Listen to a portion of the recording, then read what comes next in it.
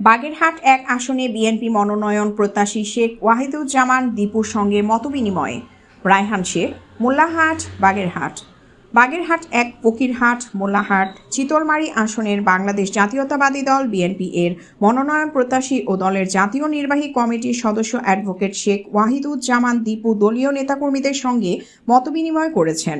আজ বিকেলে মোল্লাহাট উপজেলার তার ব্যক্তিগত কার্যালয়ে অনুষ্ঠিত এ মতবিনিময় সভায় উপজেলা, ইউনিয়ন ও ওয়ার্ড পর্যায়ের বিএনপি ও অঙ্গ সহযোগী সংগঠনের বিপুল সংখ্যক নেতাকর্মী উপস্থিত ছিলেন।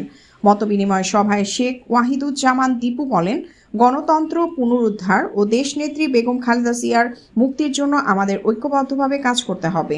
আগামী জাতীয় সংসদ নির্বাচনের দলের পক্ষে সবাইকে মাঠে থাকতে হবে। এ সময় মোল্লাহাট উপজেলা বিএনপির সাবেক সভাপতি চৌধুরী সেলিম আহমেদ, শিকদার জামাল উদ্দিন সহ বিভিন্ন পর্যায়ের নেতৃবৃন্দ উপস্থিত ছিলেন।